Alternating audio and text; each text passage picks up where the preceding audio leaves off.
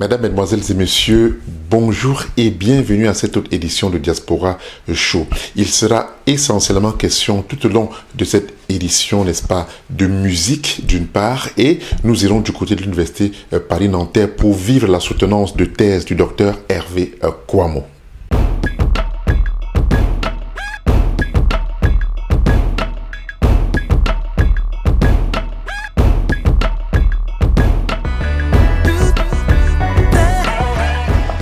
Le journaliste Hervé Kouamouo nous transporte des terrains de foot vers les bancs de l'Université Paris-Nanterre à l'occasion de la soutenance de sa thèse qui avait pour thème « Devenir et demeurer un big man sportif ». La problématique sur la reconversion des footballeurs africains était au menu, n'est-ce pas, de cette thèse du côté de l'Université de Paris-Nanterre. Lundi 8 janvier 2024, c'est une enquête sur la socialisation des footballeurs africains qui fait l'objet d'une soutenance de thèse en doctorat à l'Université de Paris-Nanterre. 3 heures d'un exposé âprement débattu et défendu par le journaliste sportif Hervé Kouamouo. Cette partie du travail est achevée. Ça, normalement, c'est le début d'autre chose, mais c'est vraiment bien d'avoir terminé cette partie-ci quand même. Hier, ils étaient des superstars sur le terrain de football. Aujourd'hui, ils tombent dans l'oubli et parfois tentent une reconversion avec des fortunes diverses et variées. Comment devenir et demeurer un big man sportif? C'était la question au centre d'un exposé articulé sur plusieurs phases.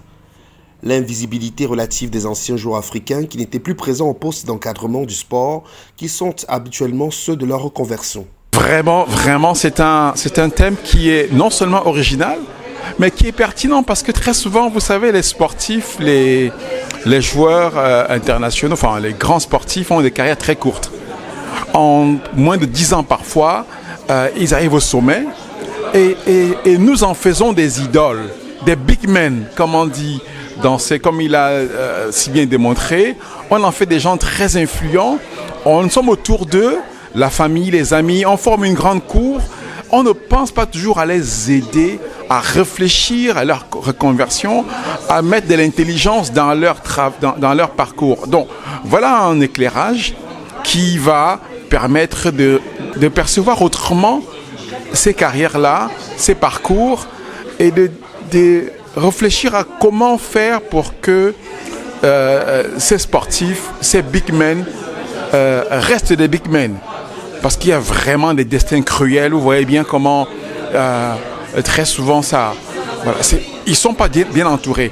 Le travail d'Hervé va permettre d'ouvrir la réflexion sur différentes pistes afin que il reste vraiment des big men et qu'on évite ces fins de carrière parfois tristes et cruelles auxquelles on assiste souvent. Vraiment, c'est un travail extraordinaire. La problématique de la formation des anciens joueurs s'est également posée tout au long de cet échange qui a abouti à un cas rare, celui de Samuel Eto'o-Fils, unique en Afrique francophone. Eto'o, comme c'est assez souvent la situation, est un cas à part. C'est un cas à part. Or, sa thèse ne traite pas du cas à part. Sa thèse traite de la généralité. Et le cas Eto'o aurait pu éclairer justement ce qui fait la singularité de ceux qui ne sont pas comme lui.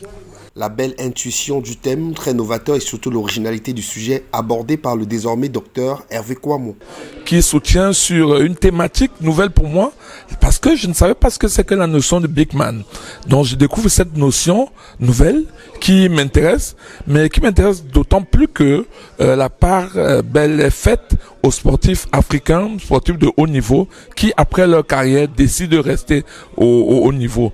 J'ai vu l'appréciation des membres du jury, ils sont en train de travailler en ce moment. Je pense que dans l'ensemble, Hervé a présenté un bon travail, vu les réactions des membres du jury, vu également les réactions de la salle, des novices que nous sommes. Mais dans l'ensemble, le travail a été bien apprécié.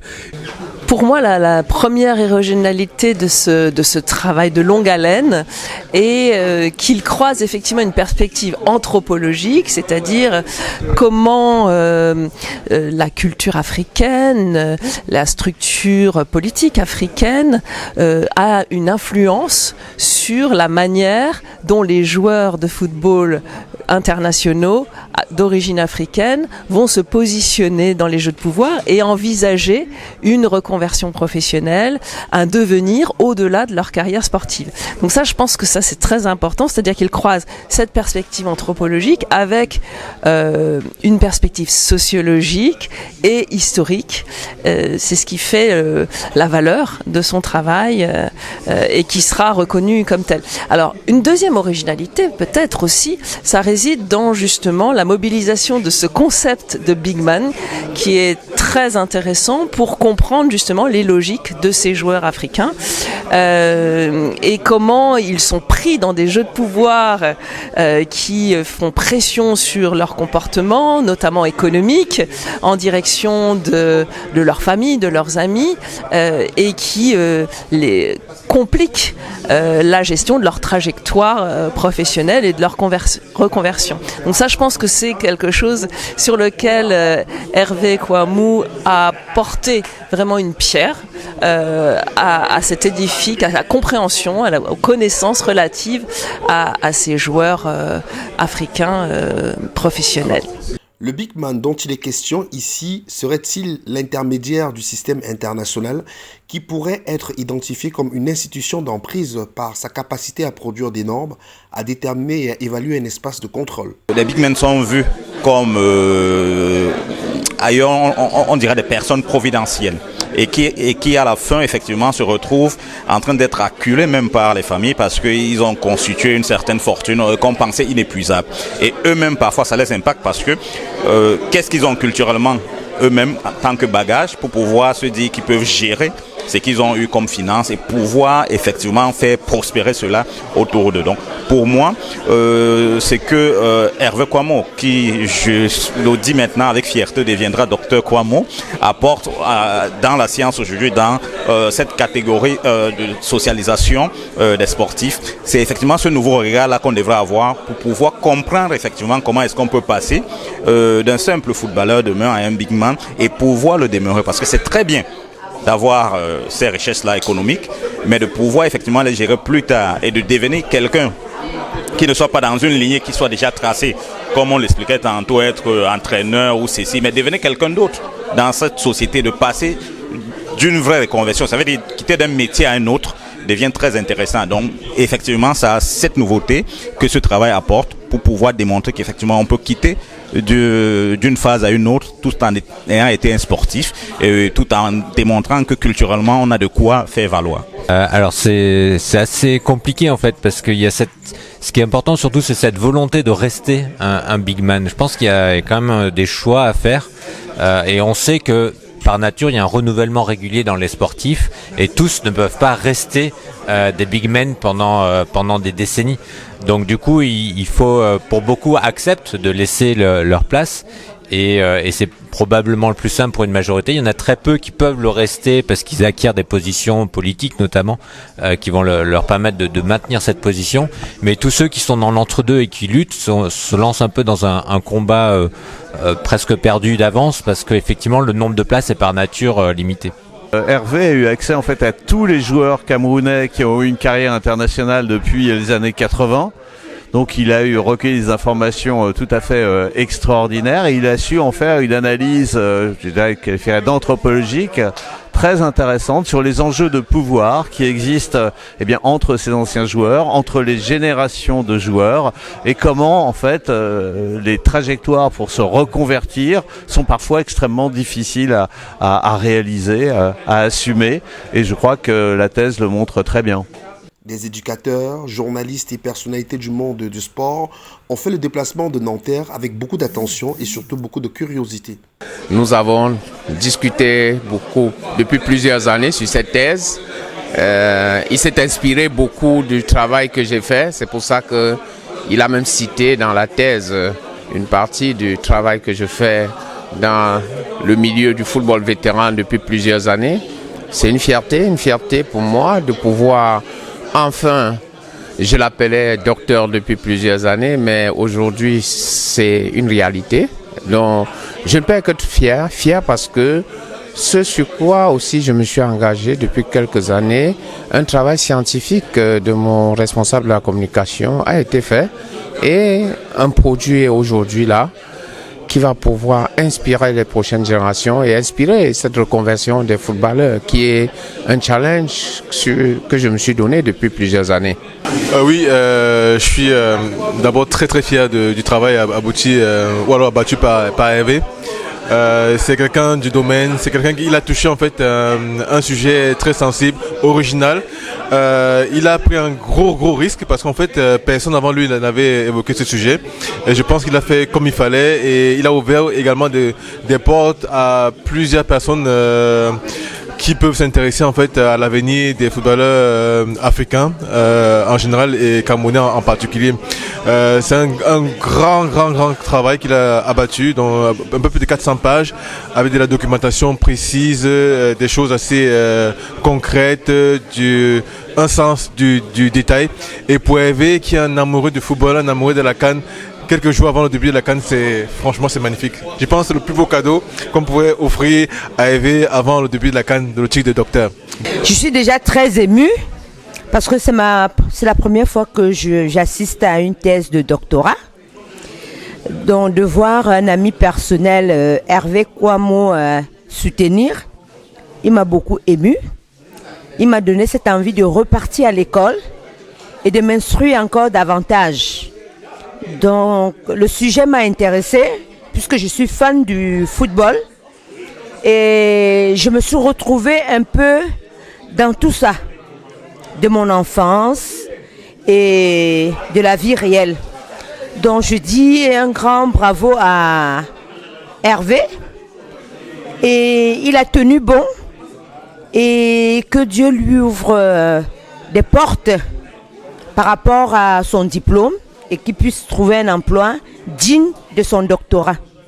Un thème bien construit et optimisé pour une belle recherche et une enquête sur le footballeur professionnel reconverti selon les membres du jury. Déjà, je peux parler aussi en tant que co-directeur de la thèse, de l'accompagnement d'Hervé. Donc pendant ces 8 années, avec des difficultés qu'il a pu surmonter, bien entendu, et qui permettent de faire une thèse en effet originale, avec en mobilisant des concepts utilisés dans d'autres champs, qui permettent d'être appliqués à ces joueurs de football africains dans ces logiques de reconversion, mêlant des stratégies de pouvoir, des positionnements, de réputation symbolique, même si tout n'a pas évidemment pu être abordé. Mais voilà, un travail original encore une fois et qui en effet n'a jamais été jusqu'à maintenant fait, puisque la plupart des travaux sur la reconversion des footballeurs notamment, mais aussi des sportifs en général professionnels, sont un petit peu toujours sur les mêmes analyses. D'ailleurs, c'est une partie des reproches qui ont été faits à la thèse, sur la question de la socialisation primaire par exemple, des choses comme ça. Mais Hervé a fait des choix qui l'ont amené sur des concepts nouveaux, une approche différente, notamment multisituée, qui permettent, notamment grâce à sa double casquette de journaliste-chercheur et maintenant de chercheur-journaliste, de pouvoir appréhender cette population difficile à approcher et à faire parler aussi de leur métier et de leur après-carrière. Belle contribution à l'édifice de l'élite du football international conjuguée de manière habile avec une analyse pointue de tous les acteurs dans les grands pays que sont l'Allemagne, la Belgique, la France. Ce qui va captiver l'attention de tous. On vient de vivre un moment extraordinaire.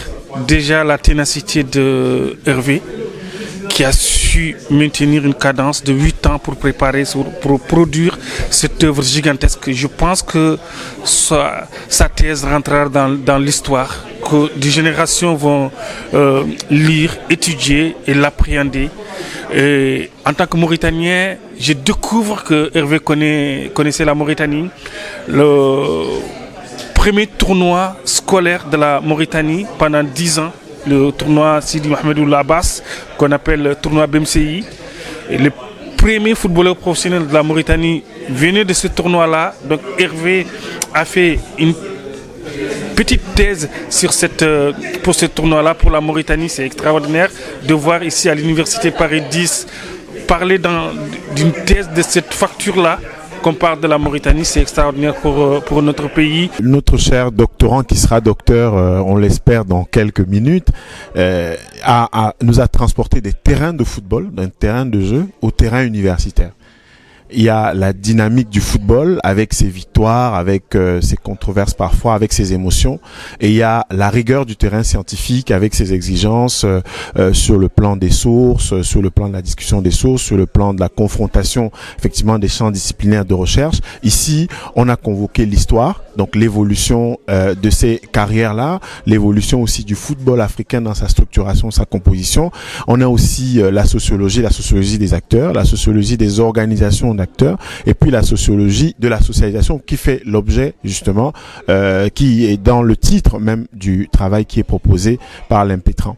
Alors on constate que le domaine du football peut donner lieu à différentes interprétations. À un sujet comme celui-ci, c'est l'intérêt, comme on dit, heuristique, la découverte qu'ont fait les membres du jury comme le public qui est venu à la fois écouter et soutenir le doctorant, donc l'impétrant, découvre que la question du big man, qui est un objet sociologique, peut être appliquée à la question de l'évolution de la carrière, mais surtout de la reconversion des footballeurs. On a mobilisé ici, d'après ce qu'on a écouté, des figures. On a discuté de figures qui sont très connues, Georges Weah, Samuel Eto'o, Roger Mila, avec celles de figures moins connues, avec celles de jeunes aussi, qui ont connu des désillusions dans leur parcours migratoire pour trouver effectivement une ascension, trouver un travail et se réaliser professionnellement.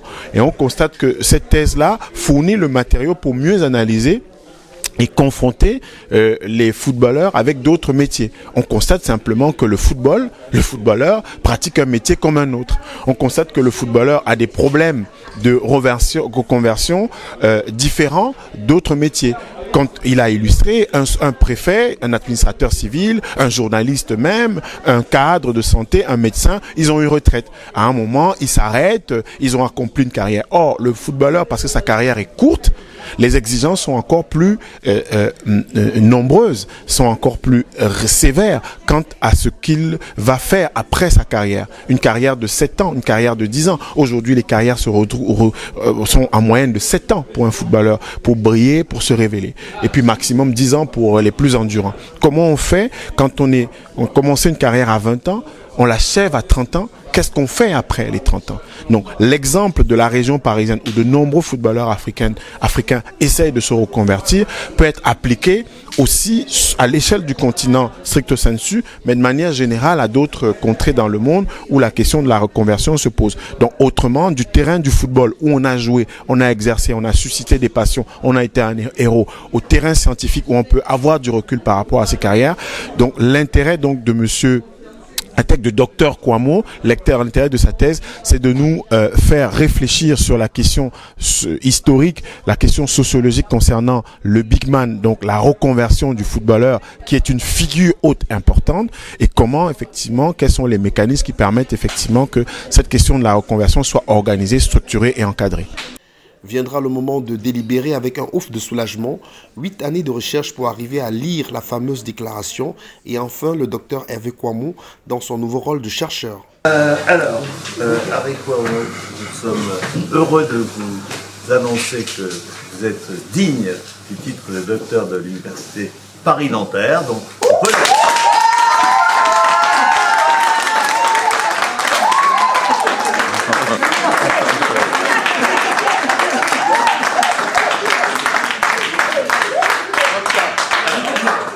Deuxième chose, est-ce que vous souhaitez prononcer le serment, le fameux serment du chercheur? Vous avez l'occasion de le faire, ce n'est pas une obligation.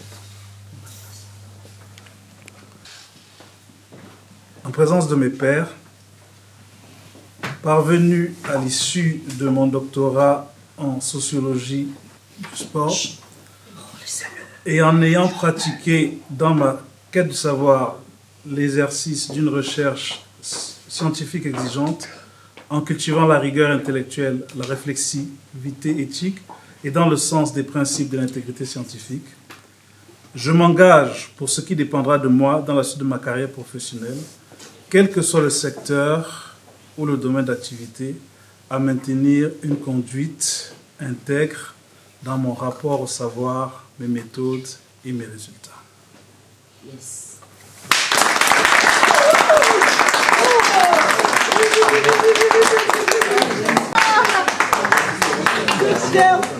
Kouamouo.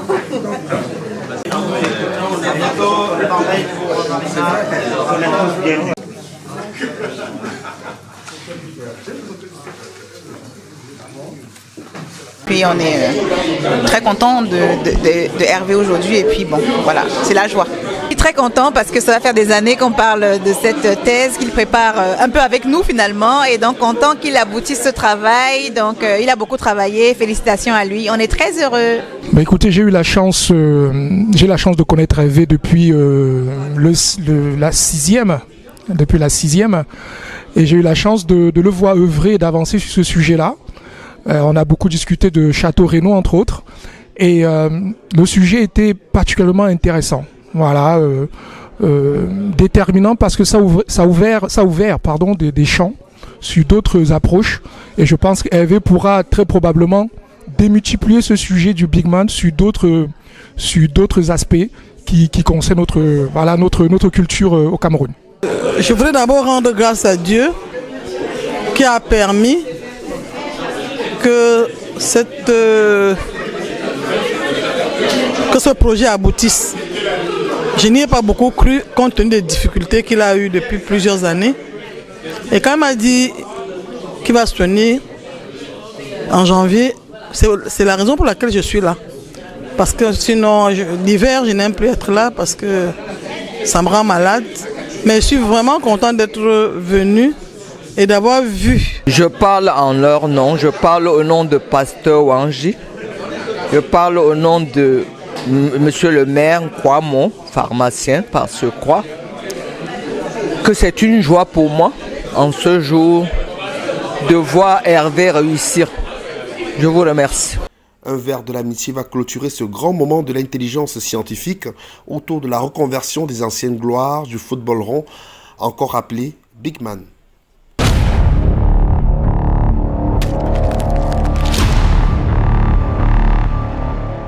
Nous irons également du côté des pyramides à Port-Malais pour vivre un live de l'artiste Richard Epesset.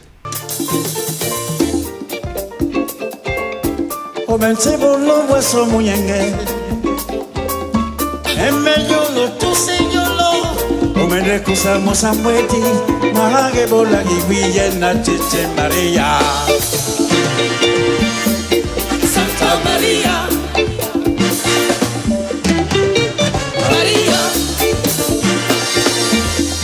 Santa Maria.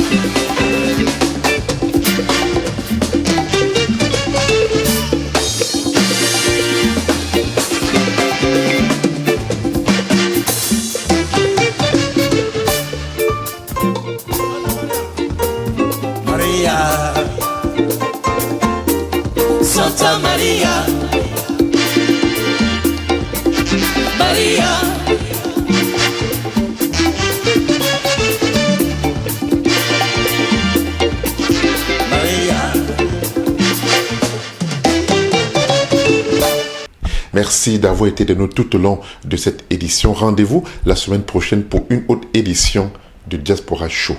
À très bientôt.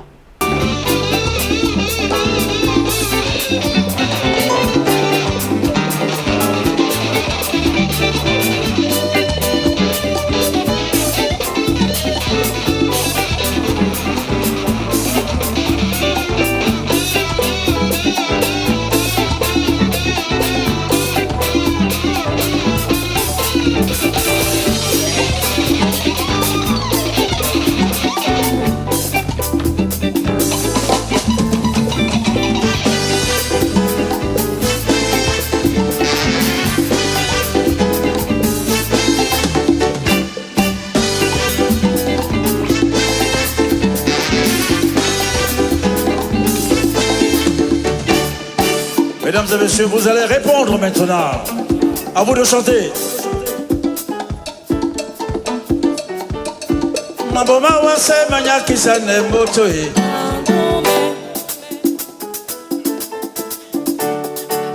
Maboma wase